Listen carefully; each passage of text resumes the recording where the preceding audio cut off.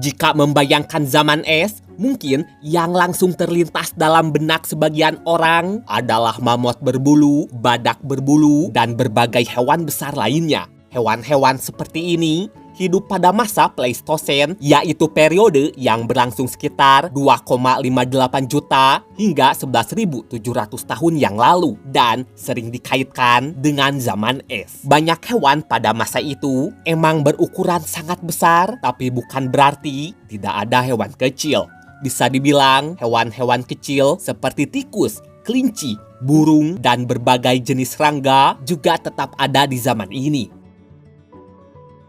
Salah satu alasan mengapa banyak hewan di zaman es bisa tumbuh sangat besar adalah karena tubuh besar membantu mereka bertahan di tengah suhu yang sangat dingin. Seperti yang diketahui, ketika suhu lingkungan sangat rendah, tubuh hewan akan lebih mudah kehilangan panas. Jadi, dengan tubuh yang lebih besar, maka hewan bisa mempertahankan panas tubuh dengan lebih baik jika dibandingkan dengan hewan yang lebih kecil. Tapi penting untuk dicatat, hewan kecil tetap bisa bertahan karena ukuran tubuh bukan satu-satunya faktor yang menentukan kemampuan hewan untuk hidup di zaman es. Misalnya, dibandingkan dengan mamut, tikus yang bertubuh kecil emang lebih cepat kehilangan panas, namun hewan kecil memiliki cara lain untuk menghadapi dingin, seperti berlindung di dalam tanah. Kemudian, alasan lain kenapa banyak hewan bisa tumbuh sangat besar adalah tersedianya makanan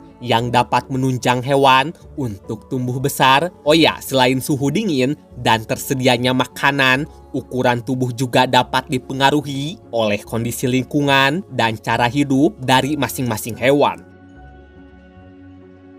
Hewan yang berukuran besar lebih sulit diserang oleh predator. Tak hanya itu saja, tubuh yang besar juga memungkinkan mereka punya cadangan energi yang lebih banyak, sehingga ini bisa membantu untuk bertahan hidup ketika makanan sedang berkurang. Namun, tubuh besar juga memiliki kekurangan. Sederhananya, hewan berukuran besar membutuhkan lebih banyak makanan dan biasanya membutuhkan waktu lebih lama untuk tumbuh serta berkembang biak. Artinya, ketika lingkungan berubah dan sumber makanan berkurang, ukuran tubuh yang sebelumnya memberikan keuntungan dapat berubah menjadi salah satu kelemahan. Hal ini terbukti ketika zaman es terakhir mulai berakhir sekitar 11.700 tahun yang lalu. Saat itu, iklim bumi mulai berubah, suhu meningkat, lapisan es menyusut, sementara lingkungan terbuka yang sebelumnya menjadi tempat hidup banyak hewan besar juga mengalami perubahan. Perubahan lingkungan ini